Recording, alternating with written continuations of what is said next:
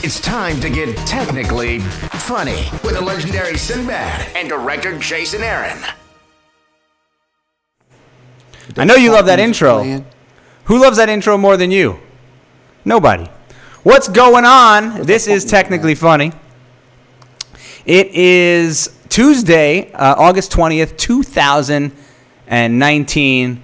And no surprise, but Sinbad's got a new look going. Looking good. That's right, man. I'm trying to be like you, man. You got your. I lost you on Zoom already. What is happening? This show is like 10 seconds old. I lost you on Zoom. That's unbelievable. No, this what you got me now. See, I've been playing around with my phone. You know how you play with technology. So when I just want to go mute, I do like this. I just swipe right, and see right now you can't hear me because I swipe right. A little bit. But if I swipe back left, you can hear me. Yes, See? That's what's up. So I swipe left, I can hear you. But when I swipe right, there's nothing coming out. It's just me moving my mouth. There's nothing. But when I swipe right, you can hear now me. Swiping left and swiping right. There's a lot of that going on in today's society, but I don't think we're going to get into that on this show. This ain't Tinder. Forget Tinder. That's called whole swap. This is called audio swap. Audio swap. That's one a lot. This one is a whole lot cleaner than the other. Different thing, bro. Well, first of all, yes, man. We gotta kick the show off. We gotta thank everybody. Got to thank Royce as always for helping us out. Yes. We got to thank LiveU for giving us all this technology that just has so many fans and fills my hot house in the summer with even more heat. Spitting out just the air conditioning can't keep up. I'm telling you, it's getting bad. We need the weather to turn a little bit here in New York. And cool. And I'm gonna bring in our guest early tonight. All right. On the line we have Brian Campbell. Let's bring him on in. What is up, Brian? What up, man? Mr. Campbell. Looking good. Now I would up to be here, man. Now, Brian, I can't hear you on Zoom either. What did you do? What's everybody doing tonight? He didn't swipe. He didn't swipe. You didn't swipe? Man. He's got to swipe, man. You got to swipe. Give me. Yeah, swipe it. Let's see. Swipe it. I got to swipe right? What did I miss out here? See, on Zoom, if you go to the Zoom page, if you're not touching it, he doesn't know that. That's why I have to play with it. If you go to the Zoom spot, so can you text him and tell him to swipe it? Let's see. He's got to swipe, man.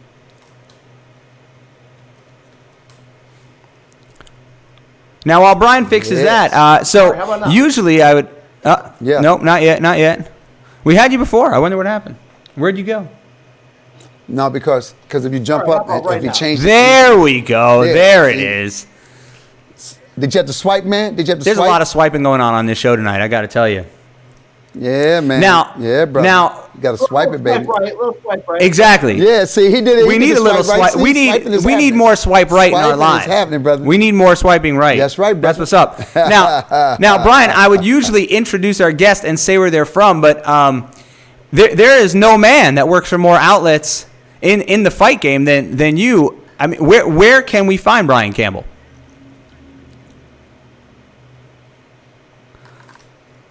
You can find me covering boxing, MMA, pro wrestling for CBS Sports. You can find me on my podcast 3 days a week, The State of Combat on CBS Sports. And then you can find me a lot of other places, Showtime Boxing, a little show you know something about, Jay, Morning Combat every Monday. I've heard of that program. Showtime Digital, Speaking Combat Sports. Do a little work on Fox. Maybe you heard of PBC, the host. Yes. Yeah, I mean, my favorite. So where are you not working, brother? Where are you not working? Why don't you list where you don't work? DAZN. Not on the unemployment. I did work for DAZN last fall. They stopped returning my phone calls, but that's fine. All right, that's fine. Oh, what'd you do? Calling a little boxing for them, a little color commentary, good times, great oldies. Yep. I think he wants to know what you did so that they stopped returning the phone calls. What did you do for them not to return your call? What did you do so they return your call, man? That's a great question. That is. I don't know. I hope nothing too serious. I let it fly on the air. I just unbutton the buckles and just let it out. You never know what's going to happen. You know? Now, Brian, I brought you in. Okay, man. I brought you in early for an important reason because there's a big thing going on. Sinbad, news broke last week all over the Instagram that you're going to be a grandfather. Yes, man. Yes, and a new father of the bride. So two things hit at the same Wow. time. My daughter got engaged on Sunday. Royce is having a baby with his wife. So, dude, it's everything. Everything's happening. So that sounds like a huge congratulations is in order. And it also sounds like you're going to be doing a couple extra comedy shows over the next couple months. Yeah, I will be probably touring till like 2025. Right. I'll tour till 2025. That is my goal. Come see Sim. Because by that time, the grandchild will be 25 years old, and I will release him. I will release that grandchild to make their own money. Come see Sinbad seven nights a week, twice on Sundays, 7 nights twice a week. on Wednesdays. In Vegas, I'm gonna have my own residency in Vegas. I mean, to pay for all that, my man, wow. So huge congratulations. And I will be boxing. So Brian, I can use you. I will be fighting different comics. I will fight. I would challenge every comic to fight Mortal Kombat to death. I'm looking at that to make some extra money. I will come to your town, beat your family up. Sinbad, if you have a family member that you want jacked up, we can air this. This is a hot show. Brian, would you call that? Don't challenge Joe Rogan. Sinbad, no Joe Rogan. Stay away from that. That guy knows his way around. I'll fight Joe, man. I just got my back. I gotta get my back strong because I fight too. So me and Joe, now he might be better at grappling. So I'm just gonna let him grab me. That's a good idea. See, I like where you're going with this whole fighting thing because most comics didn't really do much in ways of getting out of their parents' basement until way later in life. So a guy like yourself, played hoops growing up. I think you could probably take most comics. Man, for the money, man, I'll even take a fall. Ooh, Brian, what do you? Yeah, I will take a fall for the right money. I'll go down. Now, is that one of those things where you can? It's all about the cash. You can give everybody else odds on that, and then we could kind of bet the other way. Yeah. All right, okay. I like insider trading. I like where this is. I kind of like where this is going. Now, Brian, this is a technology show that we have you on here. So I think the cool thing about what you do in the fight game and how the fight game has changed so much is how much technology has come to play, in boxing and MMA and wrestling. I mean, the amount of supplementary content that comes in the fight world is wild, and you're involved in a lot of that. So, I mean, talk to us a little bit about how you got involved in fighting and how you've seen it change over the last couple of years.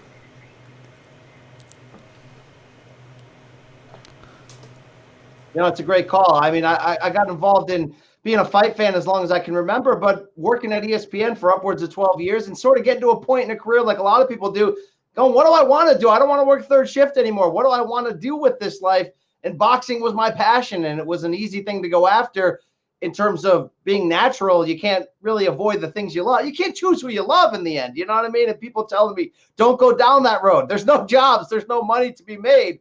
But, stayed it, picked up MMA along the way, was instrumental in getting pro wrestling coverage launched at ESPN before I moved on to CBS Sports. And, technology's played a big way as sort of this digital revolution has evolved. When I first sort of got into the idea of the business, it was like TV or nothing. And now you really see the dawn of all these digital shows of me doing live hits on CBS Sports HQ daily out of my basement right here, me doing podcasts from anywhere. I mean, it's pretty wild. It's opened up the opportunities for nerds like me to get in front of a camera and cash some checks. Now, Sinbad has Sinbad has told our fans for a long time about his outdoor set that he has. He's actually on his front lawn right now. Yes. And he has that credenza background. Outside. This is the all background. Yeah, it's very all background behind me. It's very impressive. All green screen. It's a natural green screen. I use leaves. We try to use the ecology. We try to use nature. I'm trying not to fight nature. So what we do is right in front of some hedges. These are some hedges right behind me. And Royce and I have come up with our own app. You can use natural greenery like hedges and leaves and things like that to use as a green screen. That's brilliant. All you got to do is just take the twigs out, and you're good to go. Brian, I didn't. No, you leave the twigs. Really? So is that how you're getting those cool like sun flares to your left? See, the sun. Yeah, that's how right here. That's how you get the twigs. It comes through there. It comes through the bush, and it looks like a natural lighting situation. I mean, that's unbelievable. We have to start packaging this and selling this now. Brian, I didn't know that you had this crazy setup that you got going. Presumably, you're in the basement, the garage, the man cave. How did you set up this little thing in your house? Because it is highly impressive.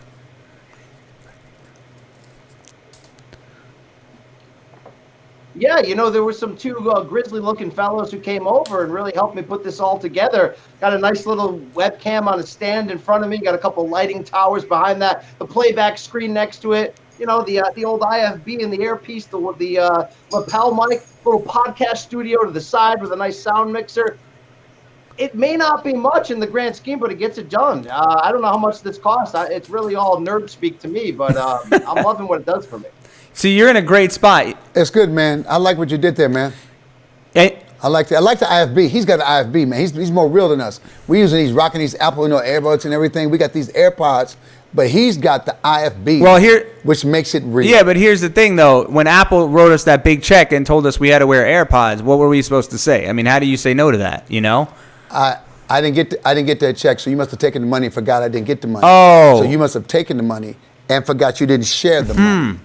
Yeah, I could have. Yeah, you see that, Brian? That's what I'm dealing with, Brian. I could have sworn I told them to ship half the money. CO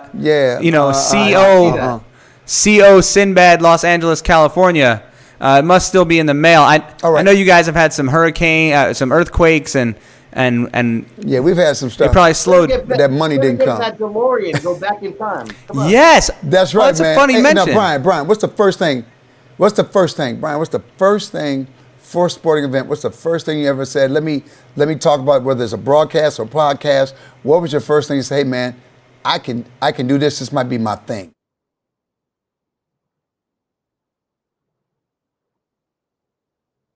I used to stand around the newsroom at ESPN and try to get people to like the sports I like. Try to get them to like boxing and MMA, and everybody, it's a football community, it's a NBA community. No one really wants to get fights. So I became this weird salesman saying, "Oh, guys, you got to check it out. There's going to be a fight this Saturday night. This guy's probably got brain damage, but he'll punch your skull. And going against this guy, he's got 17 kids. He's got to feed them. You got to see this fight. These guys are going to be fighting for their lives," and sort of sell that. And then you sort of just, I don't know, Sinbad, maybe you can agree with this. You go in the direction of your dream sometimes blindly, having no idea how you're going to get there. And sometimes the doors just keep kicking open. Right place, right time. Happened to have a shirt and tie in my cubicle. Got a good opportunity at ESPN on some small digital show to talk about boxing. Somebody went to bat for me. And the first time sitting there, that red light goes on. I don't want to see that video today. It's probably cringy, but I just knew it. That was for me. And I think the first couple times I'd get on there and I'd talk about fights, and people that I could trust would go, "You're trying to be corporate. That's not you. Where's that crazy guy from the newsroom that's trying to tell us we got to see this Pacquiao fight tonight?" Okay. And, you just sort of go like, first, I may not be fitting the mold, but I know I have a message I have to deliver to people. See, so you thought you had to fit a mold first. That's what I'm saying. Go ahead, Jay. No, I was going to say that's really cool because, it's something that you start working in, not knowing that you're going to kind of end up in front of the camera side, right? I mean, growing up, did you want to be a journalist? Is that what you wanted to do?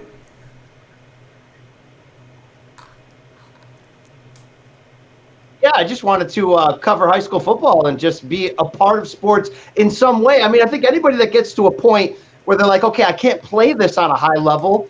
I love this sport or sports in general so much. I want to be part of it. And what I really fell in love with as a newspaper journalist back in the day in the 90s was, right out of high school was that like, okay, let's say there's this local high school football game. Let's say 20,000 people in the area care about it. Not all those people went to the game. My story the next morning is in some way shaping the narrative of how they're going to understand who won that game. And I took that as a responsibility early on and said, that's what I want to do. I want to have a voice in this space in some place. Right, so you kind of got into the space early.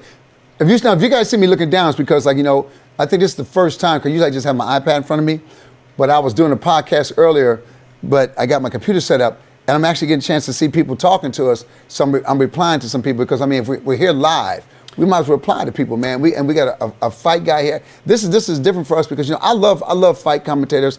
I like people who talk about the fight game because I'm 63 years old. Fight game used to be big. Now, Brian, I know you said it sounds crazy now, but fight announcers, ringside announcers. That was big back in the day, especially when you couldn't see the fight. Now remember, you couldn't always see the fight. So I needed that announcer. I needed this guy to bring this to life for me. And dude, those cats was like when Ali got knocked down and beat by Frazier, I remember my mother cried. This is my mother, who's not a big fighting fan. My mother cried. It was a day like it was like invincibility, you know? Yes. I'm stunned because I can't see the fight, but I'm waiting for the guy to say, no, I'm wrong. And no, Ali got back, everything's good.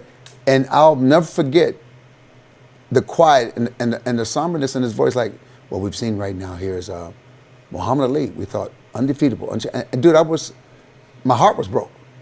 But that announcer, I'll never forget his voice talking to me about that. He talked us through the fight. Do you remember where you were? Where were you when that fight happened? I was on, what street was that? Is that Thresher Street? Thresher Street back in Benton Harbor, Michigan. Wow. Now, Brian. When that happened.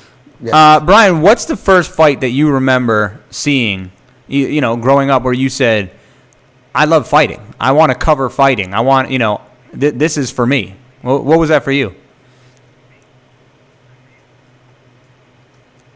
You know, people can't disregard what the Rocky movie franchise, and I was born in '78, right around the launch of the first one, did in the '80s for young kids and probably the last generation of kids that grew up saying, man, boxing is this king sport. I watched fights early in my life, but the first fight that mattered, the first pay-per-view fight that came across my life, where even my dad, a non-sports fan, would come home from work at the firehouse and be like, man, the guys are talking about this fight. We may have to buy it. Was Sugar Ray Leonard, 1987, coming out of retirement, moving up in weight to face middleweight champion Marvelous Marvin Hagler. I remember the pay-per-view party. I remember grown men arguing and fighting over the decision. Yes. I need to know where Sinbad was that night. Tell me you were at that fight. I was not at that fight. I could not get to that fight. The tickets were so expensive, man. That time it was crazy. But I paid for a pay-per-view party. So remember, pay-per-view used to be like, who's got the pay-per-view? We would run around trying to find who's got it. So I was going to make sure I had it. We had a pay-per-view party to watch that fight. And later on, he became a friend. So Sugar Ray, man, it was so psychological what he did to Marvin Hagler. I mean, it was so psychological on when he got him to fight with he said he wanted heavy gloves, but really just wanted a bigger ring.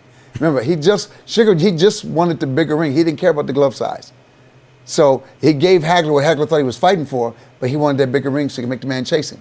And remember, it destroyed Hagler's life. He went to Italy, man. He started doing spaghetti westerns. I think he broke up with his wife. Yeah, he did. For real. Fight Game will do that. Now, I was huge into MMA. I was a big MMA guy growing up. I remember going over to a friend's house, and he had these VHS cassettes with the white and red print, like they were super white and they had some red print with some black on them, and they were these things called the UFC, and guys were gouging each other's eyes out and ripping each other's ears off, and I got one look at this and said, oh, I like this. Yes. I can get into this. Yes. And that was definitely it for me. Then in college, Brian, I don't know if we've ever discussed this. Sports porn.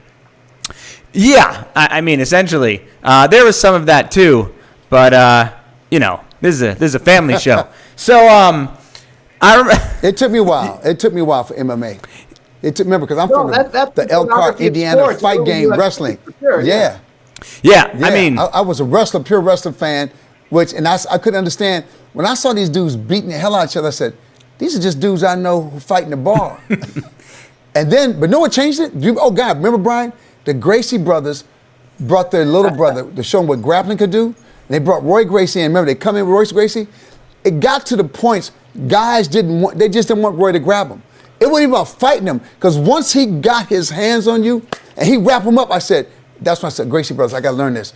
That grappling changed everything. People got to go back. Remember, he was, I think, the smallest of all the Gracie brothers. And they made a point by bring in the youngest one and show you what can be done with grappling. I think the other big thing was that in the early days, when I was watching that, so I was probably in high school, so this is like the early 90s, you had to imagine Well, all right, it wasn't the early 90s. But yeah, when you saw this stuff, there was no way that this was ever going to become mainstream. I mean, this was this was backyard brawling, blood and guts and broken this, like, and these VHS tapes. Like, this was never going to become mainstream. And combat sports is more mainstream than ever right now. Am I right, Brian?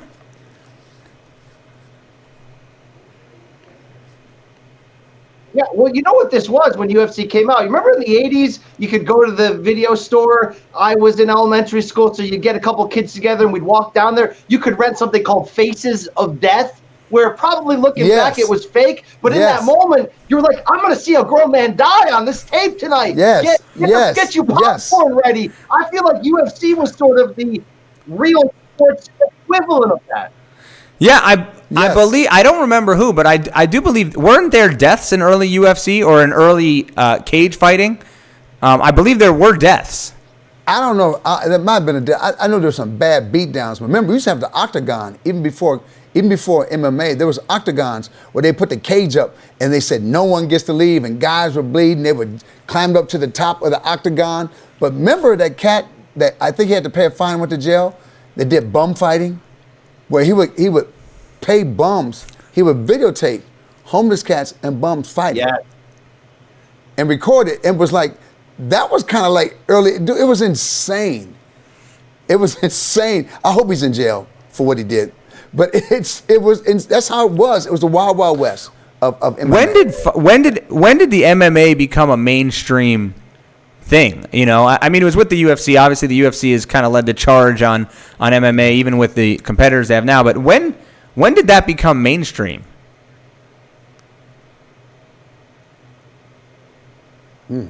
There's turning point moments in that. A big one for UFC was in 2005 when they launched that reality show, The Ultimate Fighter, and they paid money to put that show on regular cable. And then the final that year, which was Forrest Griffin and Stephen Connor in their first fight, turned out to be this barroom bloody brawl in the cage. That won over a lot of fans, but it's still at that point in 2005 was like, oh, you mean that bare knuckle stuff?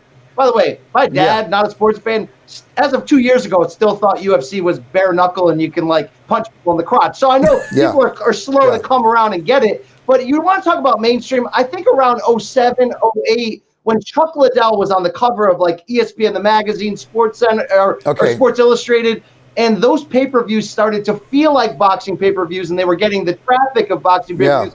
Sinbad, you remember when Rampage Jackson walked in there and knocked out Chuck Liddell? I feel like that was the movement. That thing went from like weird backyard thing to like this could take over boxing. But you know what made it work? It also made it work. There were no heavyweight champions left. Remember, in boxing, in the sport of boxing, light heavyweights and middleweights, that's cool. There were no more Floyd. I mean, like let's say Floyd, man. These are the guys who are the stars now. But there were no legit heavyweights. All the guys that were heavyweights, they wanted to rap and do other things. They didn't want to be boxers. That takes a lot of time, a lot of dedication. So we lost the pure heavyweight boxers. Yeah. So that's why I think the MMA got a chance. And they stole the showbiz of regular wrestling. That Rampage Jackson, nicknames, screams, then the ring girls, then the girls fighting. They took actually something that already existed and incorporated into what they were doing, the trash talking. I said, it became a combination of wrestling, the showbiz of wrestling, and boxing, which was the skill level. And they put the two together. That's an interesting take. And I think also you have, to me, there's sort of this arc. You know, boxing obviously was popular from the dawn of prize fighting all the way through, the late 90s. Then MMA comes on the scene. Then you have this arc where, MMA and the UFC kind of takes over boxing. And I think, though, we've gotten to a point recently where it's kind of swung the other way a little bit. And with the resurgence of boxing, if you would, the resurgence of the heavyweight division, the popularity of Floyd Mayweather as he ended his career, I think boxing's kind of taken over. Yeah. The UFC's diluted their product. You have a fight every week now. So the time in between big fights and the names they're throwing out, the general populace doesn't really know who's coming out on a UFC card. Yeah. Brian, is that kind of the sense that you get?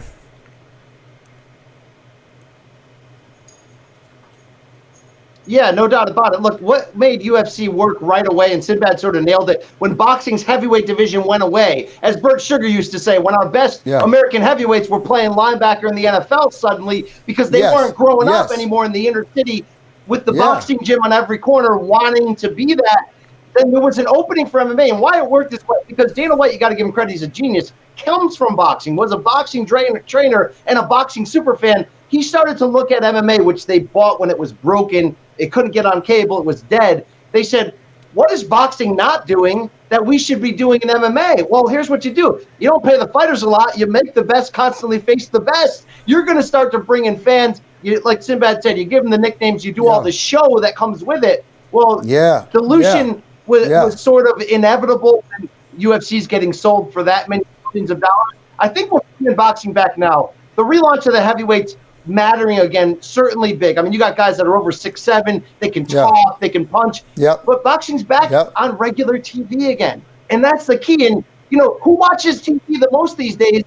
The last generation of people who grew up with boxing really mattering. So now that it's back on Fox, baby boomers. You're going to really make people try to care about it again. I think, too, with MMA, everybody became an MMA fighter. You can go to any gym. Instead of taking martial arts, everybody wants to do MMA. I mean, you look this way, to not want to be a boxer, you're going to get knocked out. You take a boxing class for cardio. You take a Taibo class for cardio. MMA, these people think, I'm going to take this class and I'm going to be able to take somebody. How many videos have we seen on an MMA fighter beats up two guys outside 7-Eleven? And I go, what MMA fighter? That's just some dude that took some MMA classes. MMA fighter takes out 3 people in the parking lot. I'm going, who is? You'll never see Floyd Mayweather took out 9 people in the parking lot. No, because he got bodyguards, dude. Well, hold on. Have you ever seen Floyd Mayweather? He's not taking out anybody in the parking lot. The guy's 5'6". Oh, yes, he does. The guy's 5'6". He weighs 145 pounds. Dude, but you got to remember this. He's a technician. He'll knock you out. He'll knock me out. He'll knock Brian out. Don't mistake that smaller body, man. Those things that pop. Like I've been in the gym. I've sparred with some lightweight people. Dude, he stuck and he held back on me, and he stuck me with those hands. I said, man, I've been hit by female boxers, and I said, man, Benny the Jet sister hits harder than most men I know. So and that's pullback. That's a pullback. I will say this, okay? Now, I've stood next to Floyd Mayweather. Floyd Mayweather would knock me out, okay? Yes. But there's a lot of guys walking around 6'5", 240 who they'll connect eventually. They'll connect eventually. Maybe. Now, Brian, you don't always connect. If a cat got hands, it's like saying Bruce Lee weighed 130. They say, yeah, it's a big guy. He could connect eventually. Maybe not. He might connect to the ground first. Remember, most cats walking the street, even if they're tough, can't fight. We say technical fight. When you watch all of a sudden cats fighting on the street and you see the wild punches, here come the wild punches. Yeah, he's strong, but a cat take a box, it's here, man. It's here. That bam, that force. When you train in the gym, it's that force. When they hit you with that force, dude, when that connects, or grab, MMA guy, small guy, if he grabs you, and he's used to grabbing, you're not used to being grabbed, different. Now, Brian, have you ever fought?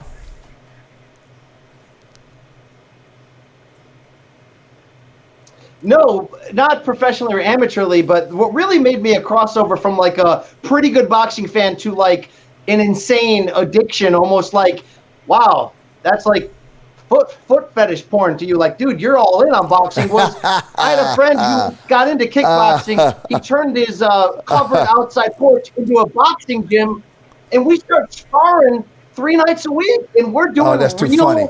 That's too funny. Real on sparring, and you get a taste of the chess match side of it. You get a taste of what every shoulder movement, every move of your head matters in a fight. It's this chess match. It's not this barbaric thing that drives in most of the fans. I went on an addiction level from that because I could see it. You remember in White Man Can't Jump, Sinbad, where Wesley Snipes said, you can't hear Jimmy. I could suddenly hear him. Jimmy was in my eardrums, man. He was knocking on my door at night. Yes. And this was before YouTube. I must have wasted hundreds of thousands of dollars on buying old fights and stuff, and I can't get away from it now. The needle is still hanging out. I can't get away. What is it consumed you? What is your favorite? What's your favorite fight? Favorite fight you've ever seen? Boxing, MMA, whatever.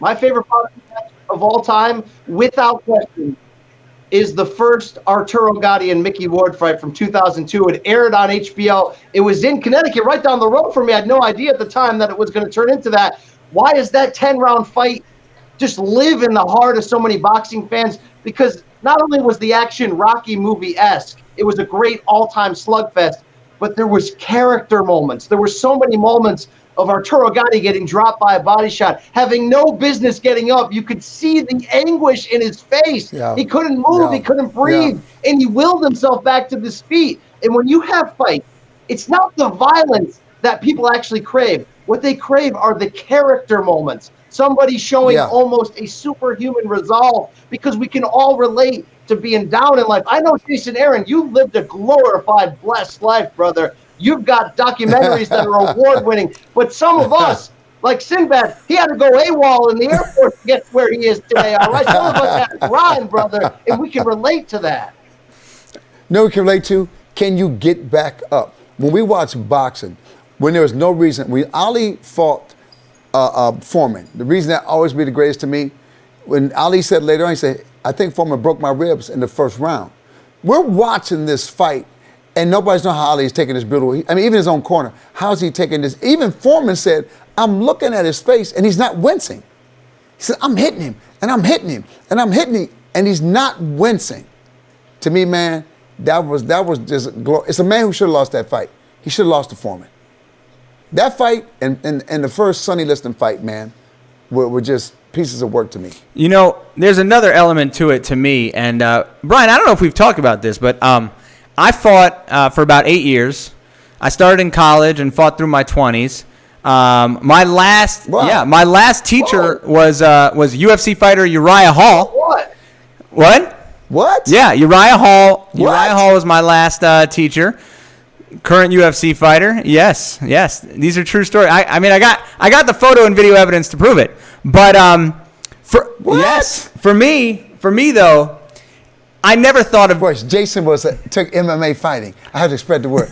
Jason took MMA fighting. I'll have to pull out some old clips and post them on our page later. But for me, wow. I never thought I would be a professional fighter. I don't know if I believe it. I'm going to be honest with you. Oh, these are facts. I'll get you the video evidence. But you making Brian drink. You making Brian turn to drink. Brian, what's that drink there? I know you want like local shout out to Connecticut Brewery up there. What do you got going? Oh yeah, shout out there to the Black Hawk Brewing Company in Oxford, Connecticut. All right. And so for me, it was never going to be professional, right? It was fun. It was an activity. It was something to do. I played a lot of team sports growing up, and then when I got to college, I went to Rutgers. I was not playing Division I anything there. So, this martial arts thing was like this low hanging fruit. I was always a fan in high school. I had done it as a kid, and I go and start fighting, and I mean, I loved it. Like, to me, it was fun, and I know that a lot of people get into combat sports for a totally different reason. You know, it could be the situation that they're in. It could be that they're from rough streets, and that's the only way out. Yep. And for me, obviously, it was not like that. I didn't grow up in that type of situation. You know, I did it for sport. I did it for fun, and I said Uriah Hall was my last teacher, and I remember one night I was sparring with Uriah, and I caught him with a spinning back kick. Right in the stomach. And for those who know Uriah Hall, I mean, his thing is kicking. He won top knockout of the season that he was on the show, because on the first episode he hit somebody with a spinning back kick to the face and knocked him out. That was one of the craziest moments in MMA history. I'm completely biased when I say that, but I mean that was nuts. The guy won the knockout bonus of the season on the first night of the show, and nothing was going to top it. But I just remember that one moment. This is, and you kicked him. Yeah. Oh, I mean, and you kicked this is him. Over at this point. This is at least 10 years ago, and I caught him one time. Now I will tell you, for the rest of the 2 minutes, he pummeled me. He pummeled me. Death wish. Yeah. No. Yeah. No. Wish. It was. I mean, if I could take it back, I might. But it's just, those moments as a fighter and a fight fan, when you have those moments, those rounds. I mean, I will never forget Luis Ortiz, Deontay Wilder. The 8th round of their fight, when you have Deontay Wilder, an undefeated boxer, fighting a guy, and the guy is beating him, and he's just getting destroyed. And I'm there in the arena, and this is it. This is the moment that Deontay Wilder is going to get knocked out. Finally, after 40 fights, he's going to get knocked out, and somehow he makes it to the bell, comes out the next round, and knocks out Luis Ortiz. I mean, what a character moment, and it's the individual moments. And Brian, guys like you and me who get to see these things in person, it's pretty unbelievable.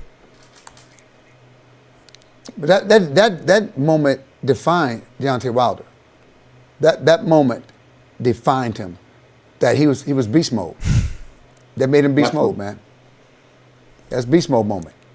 Yeah, I mean, Brian, you're absolutely right. I mean, it is those moments, those individual moments, those character moments in fighting that make it so great. How about for you? What's the biggest fight you've ever been to? What's the one time you were at a fight and you just said, I get paid to do this?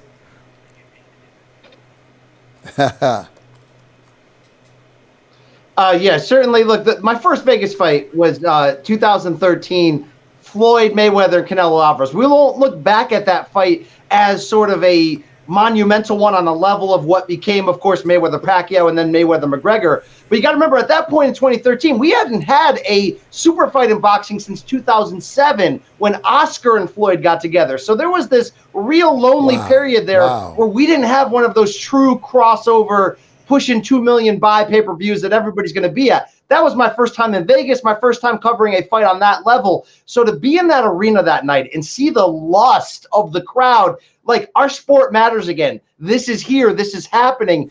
And then you've got a Mexican-American fighter in that main event. So you got that's the best fan base, the fun, the party atmosphere of what's going on there.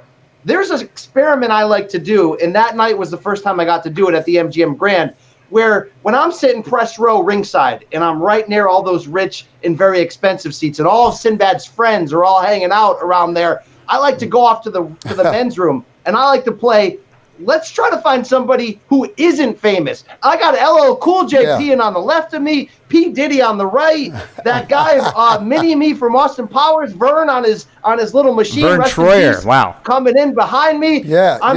Those are just sort of like this. And I got a broken sport here in boxing, a sport I love, but it's broken.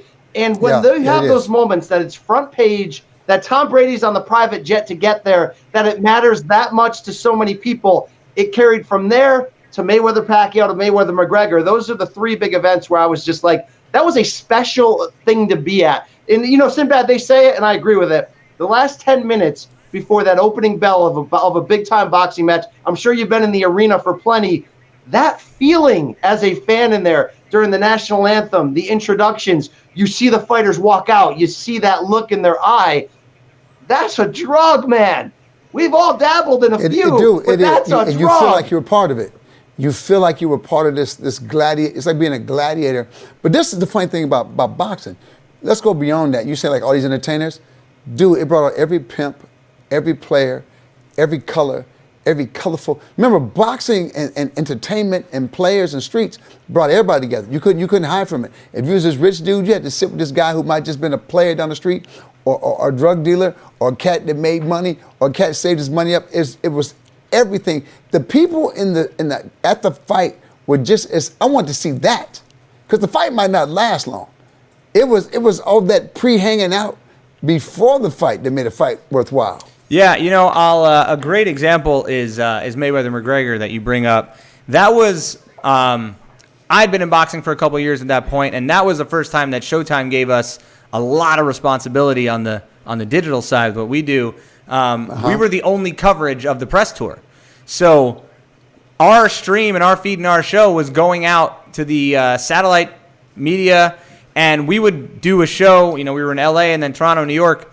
We would do a show and have just enough time to maybe go get something to eat before we had to get on the plane and go to the next city. And I remember sitting in those sports bars where we were eating, and all you saw was the stuff we just shot. It was all over. Yeah. I mean, you couldn't avoid it. That's cool, though. Oh, I mean, it was almost surreal. And then fight night, that fight night will never be topped. I mean, was it the best fight you've ever seen? Not by a country mile, but being on the floor that night, it was the who's who of who's who of who's who. I remember going to get a drink at the bar, and I wasn't working, and and Roger Clemens is standing there with the owner of the Astros, and we just start talking to him, and we're just having a conversation. It was so funny because we're like pretending that we don't know it's Roger Clemens. Like, I mean, it's Roger Clemens. Yeah. And we take the drink and turn around and start to walk back to the floor, and I hear these bunch of rowdy guys going, "Yo, Tobe! Yo, Tobe!" And they're talking to Tobey Maguire, like Spider-Man's right there. Like, we're just talking to Roger Clemens, and then here's Spider-Man. And then you walk in, and Jamie Foxx is standing right there. Then A-Rod walks in. It was you talk about every color. I mean, the cross-section of celebrities that were at that fight was just astonishing. It's the only time in my professional career where I felt like if you weren't right here in this arena right now, you were in the wrong spot. Like, that was the only place in the world to be that night. I think that's what Brian's saying about that energy. Like, I'm still shocked that you had to shout and scream to ESPN. And I mean, it's funny, you would think cats would know how exciting this is. And the fact you had to keep doing that and screaming to get them to cover it. The last time boxing was like that, Brian, tell me if you think I'm right, Mike Tyson. I was on a different world. Mike Tyson would come down to the set. Mike Tyson was like of the Ali level, was of the Sonny Liston levels, the Mike Tyson fights. But you knew you had to get there on time because Michael might knock the guy. Michael was bad for boxing because I remember I had my back turned one time. I was talking to somebody, I heard, "Oh!" And I turned around and the dude was on the canvas. I said, "I just spent all this money. I didn't even see the hit." I had to go catch it. I didn't even see the hit, man. I didn't even see the hit. Brian, did boxing end with Mike Tyson?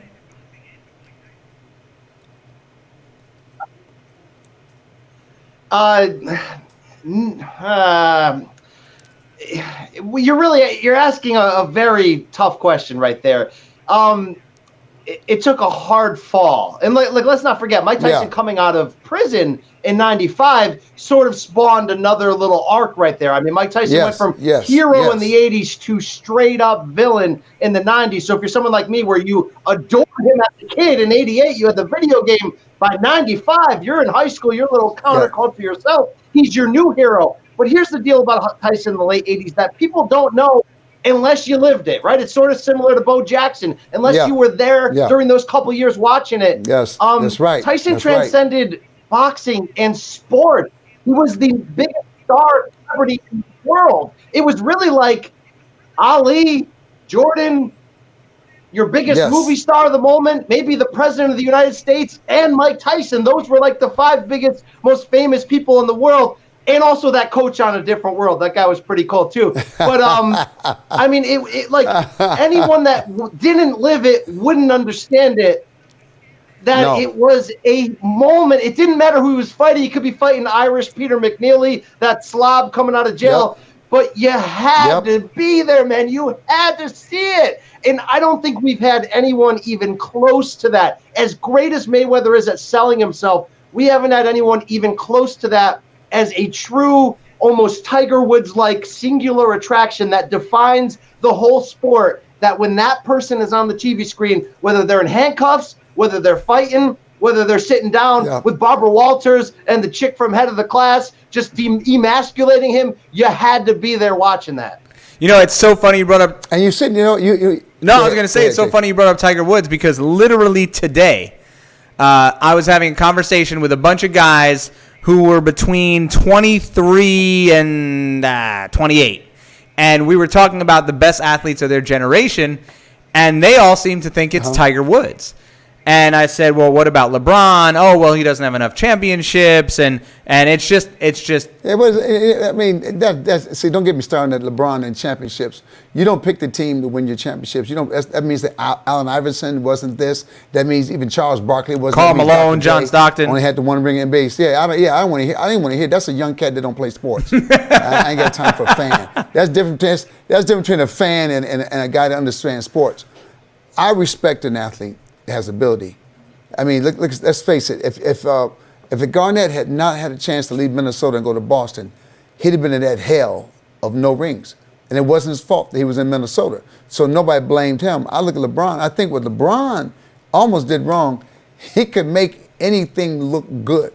See, sometimes when you can make anything look good, they think that thing you made look good was better than what it was. It's like if you got a car and man, he made Anderson Varejao. Put rims on it. Thank you. He made Anderson Varejao look like Kareem Abdul-Jabbar. I'm telling you, man. So when the kids say that, when they talk about athletes and championship, man, these are Instagram dudes who go by likes and follows. So then, you know what? We should have a battle. Brian, I want you to put this together. Battle royale of the Instagram millennials versus Generation Z, and let them beat the hell out of each other because they're on their apps. So this is an app that they can't feel. They get punched in the face. Not a punch in the face, not going on Twitch and watching somebody else play a video game for them. Look, they pay to watch another dude play video games. So we're not going by anything they say. They don't get a say-so in this, man. Well, that's all good points, but so what do we think about Tiger Woods, though? Is Tiger Woods the best athlete of this generation? First, because it's golf, we'll say he's one of the greatest, but because of it being golf, I can't. But you know what? And know what I'm saying? Let me put this, Brian, I'm wrong. If Tiger Woods hadn't had the thing that happened to him, it's like Ali going to jail. It's like when Tyson went to jail. If Tiger Woods had not had that situation. Yeah, Tiger Woods had his wife put a golf club through the windshield. I think it would have been possible. It would have been possible that we would have looked at him as the greatest thing ever because you know what? I don't think he could have been beat. I think that moment changed him mentally. Oh, I mean, for sure. It took him almost a decade to win another major. He wasn't built that way. But the thing about... Yeah, so I look at it, man. The thing about Tiger and the boxing conversation, it's obviously difficult to compare an athlete in an individual sport to an athlete in a team sport. You can be as great as you want in a team sport. You're playing with other people. I mean, in football, you got 10 people on your team on the field at the same time as you. In baseball, there's 8 other players. I mean, it's so hard to stand out as an individual and be the greatest athlete of a generation in the larger team sports. But when you look at combat sports. But look at Jordan. We said about Jordan. Well, Jordan and Magic. Jordan's the best ever. There are guys in team sports that, and LeBron, remember, there are guys, that shows you how great they are. They superseded playing with teams. So I think that's even harder when you supersede that in a team sport and everybody knows one name. His name is Jordan. His name is LeBron. You don't have to go, hey, man, you see Jordan play? Dude, you don't even have to go like, who? It's Jordan. That's true. And we don't have to ask, by the way, where you buy the shoe? I want Jordans. I want my Jordans. I will defend the millennials for just a brief moment. They all agree that they were too young to see Jordan and that had Jordan been really part of their generation, they all would have agreed that Michael Jordan was the greatest athlete of their generation. But no, they would have liked Miley Cyrus. They would have liked Miley Cyrus. Well, they would like Taylor Swift. I mean, I can't wait to see you again. But I mean, that's the thing. I mean, Tiger Woods, he's a golfer, and I agree. I can't call the best athlete of a generation a golfer. I just can't do it because golf is a leisure activity that you could play well into your 80s, and you look at fighting, and because you're in the ring all by yourself, there's nobody there with you. Mike Tyson was that transcendent athlete, and. Yeah, I want to. Yeah, no, go ahead, because I think your point about Floyd is interesting. Floyd Mayweather did have a way of captivating the masses. Yeah. But what do you think, Brian? Go ahead. He certainly did. I'm on a weird delay here. I never know when I can jump in. Yeah, I don't know. I don't know what's going on. Anyway. We see your mouth. We see your mouth. We see your mouth open Jump up. in whenever you want. So I don't know why you're on the Zoom call. All right. We I know we probably should have addressed this before the end, but yeah. At the end of the day, I'm hearing 2 different echoes, but it's all right. I'm fighting through it. Here's the thing about fighting in the end that I love the most, that gets me the most jacked up, and why I respect these guys. I don't necessarily want to be these guys because they're different animals, but I respect so much these guys that step through those ropes or enter that cage and are willing to do this. It's not just the potential for damage. It's the fact that with millions of people watching, they are willing to step in there basically naked, put it all on the line, and risk really the harshest of L's. How many people do you know in your life that just will not ever admit that they're wrong, will not take that L? These people are willing to go out there and risk it all to the point of getting knocked cold in front of and become a meme, basically. The only thing I can compare to this, and this is why I wanted to bring this up to you, Sinbad, is really stand-up comedy. You're going out there, and maybe when you get to the highest level, when you get your own HBO special or whatever, you know you got it. But still, there's probably some fear. But how about when you're on the way up? Not even then. How similar is that to a fight? When it's Star Search semifinals and it's you against Dennis Smith, you in that locker room got to be thinking, I might take the L in front of everyone I grew up with right now, and that I can respect that. But you know what, man? They compare a lot of time to the fight game. It's crazy. When you do stand-up, it's like, mano a mano. Like, if I'm in a movie or whatever, man, I get a good movie or a good script, that's one thing. But what I like about when I get on stage is nobody but me. If I fail, I fail. If I fail, I fail. So I have to look at it in the way that, man, I got to go out there every night. And even if you got HBO special, that's like, okay, now I got 2 championship fights under my belt. Somebody wants to take my belt. So you never get to relax because hey, man, we want you to become a champion. But then when you're a champion, he's all right. He ain't that funny. I used to like him. It's almost like they can't take you. Dude, they can't take your success for too long. They can't take your success for too long. That's why people dig individual sports. When you stand in that ring, when you go toe-to-toe, when you go toe-to-toe as a comedian, when you go toe-to-toe as a fighter, I can't turn around and say, hey, man, it was the microphone's fault. I had the crowd, but my microphone jacked up. I got to take the L. And the good thing about individual sports, sometimes you don't even take the L. Man, they stopped the fight. I almost had him. Man, your eye is closed and you're still on the ground. You don't realize you're not standing up. Look, man, they took this fight from me. What I like about fighters, what I like about people who stand in one-on-one, sometimes you have to go in denial about their loss. When have you ever seen a guy fight, except when they had Michael on lithium? We say, I'm lucky against Lennox Lewis. That wasn't even Michael talking. When's the last time you seen a fight get beat like this? Man, he's a better man than me. Wow, did you see what he did to me? He knocked me out there like this. Yeah, he caught me one time. I was doing pretty good up in there, and he slipped in that punch. I can't wait to fight him again. I said, it's the only sport you got knocked the hell out. It took about 7 minutes to get you back up. Here's Larry Merchant over you. Let me ask you, John. John, you're not even up yet. John, when you fell down, he hit you. What do you think that was? Man, you got knocked out, Larry. Give him 5 seconds, Larry. That sounds like a Jim Gray interview right there. That's a Jim Gray interview.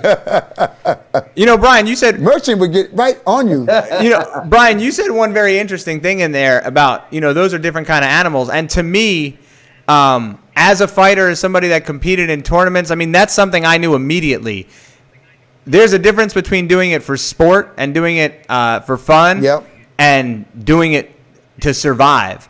And you stand in with somebody one time who's doing it to survive, and you know that you're not that cat.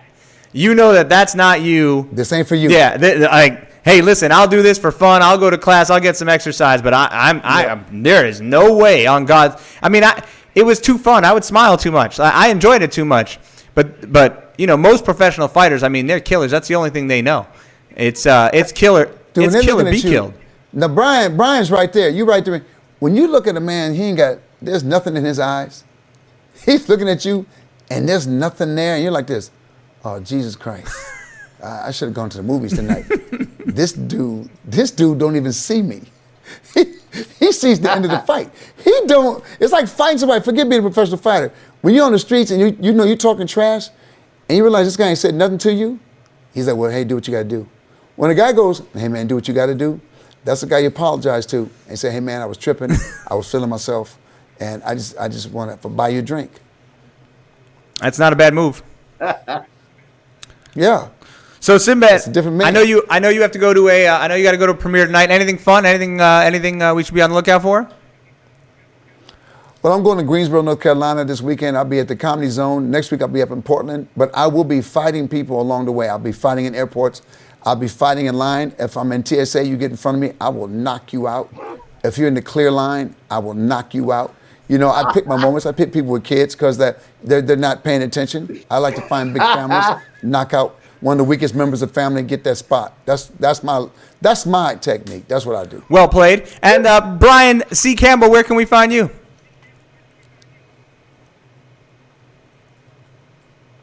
Oh, sorry for that delay there. You can find me at B Campbell CBS on Twitter, at Brian C. Campbell on Instagram. Check out my Morning Combat show on Showtime Digital under the behind the below the belt banner, whatever. PBC Face to Face on Fox. Do I have any time to tell one quick Sinbad story? Please. Of course you do. Yes. Go ahead, please. Yes. All right, give me the floor right now. Sinbad, I don't know if you know this. Early 90s, I'm in middle school. Sneakers are everything. I mean, you know that kids would kill each other in the hood over sneakers. Yes. They were everything.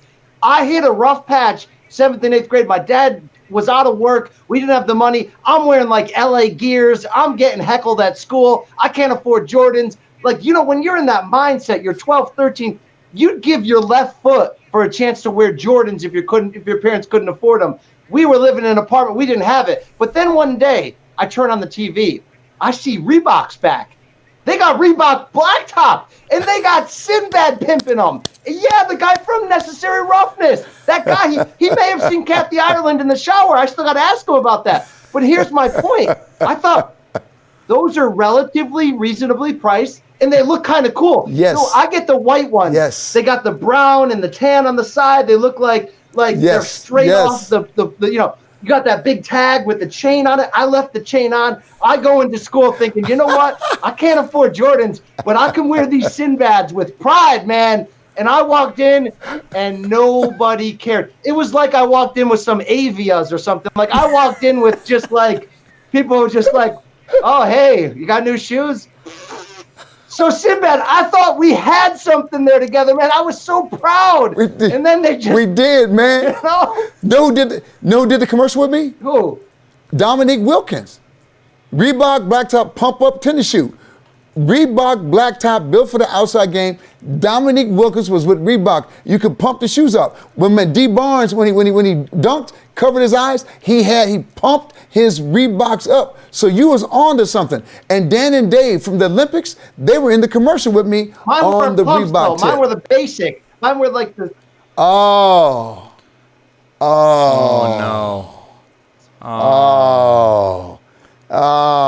man. Sinbad, you should have called me, man. I'd have hooked you up, brother, man. I didn't get under a bra for like 4 more years, Sinbad. I might blame. You didn't have the pump ups. I had those pumps. I remember. I grew up in North Jersey. Don't rub it in, man. Don't rub it in. This is another funny story. You know, we didn't have that Jordan money growing up, but we had that pump money. And but you know, with my parents, anytime you got something good, you had to do something for it. You know, you had to really earn it. You didn't usually have to do something crazy, but it was just their way of letting you know, like, this ain't a freebie. Yeah. So I wanted those pumps so bad, and you know, coming from a Jewish suburb of New York City, the Bronx was real close.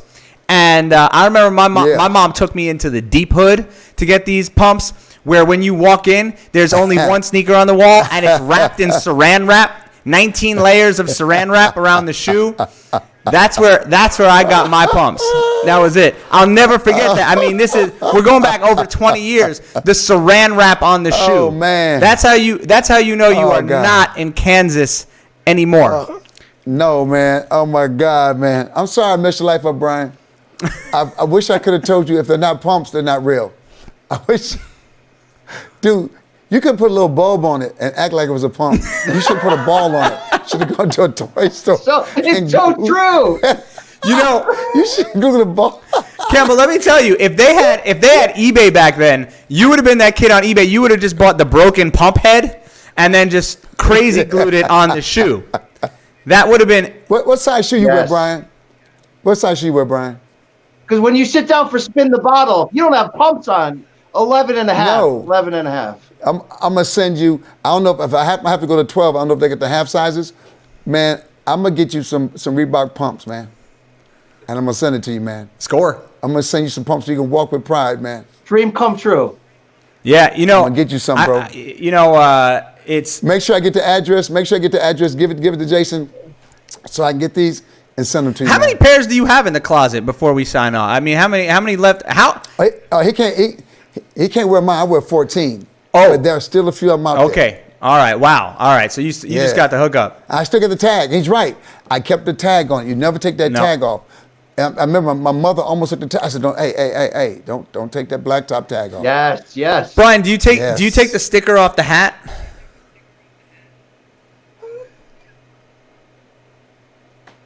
Yes, I do, because I was raised in an industrial factory town suburb. If you kept a sticker on your hat, you can get your ass kicked. I take the sticker off too. I take the sticker off. I don't keep the sticker on, man. I take the sticker off the hat, man. That way when you bend it, it look cool. I want that damn sticker on my hat. I want to get that fold on it, man. Yeah, see, I'm a big fold guy, but you got the guys with the flat and with the sticker, so I'm glad we're all on the same page. That's good. Guys with the stickers don't work, okay? Guys with stickers on the hat don't work, okay? They don't work. Sure sign of unemployment. Sticker on the hat. That's the fool. That's the fool that buys a Jordan for $600 when they were $89. I ain't buying no retro nothing, brother. Yeah, the funny part is they were $89 a month ago, and now they're $600. Thank you, man. Yeah, that's usually. I ain't buying no retro nothing. No retro nothing. Yeah, because you know why? There's always going to be a new pair. It's going to be next week. Thank you. That's how it goes. Thank you, bro. Brian, got to thank you for coming on. Sinbad, I know you got to get out of here, so we'll get you going. Cool, man. Make sure to like. Nice to meet you, Brian. Subscribe. Do all the things that you do with the podcast. TechnicallyFunnyLive.com. This episode will be up by tomorrow. And thanks for tuning in. We are out of here. Good night, everybody.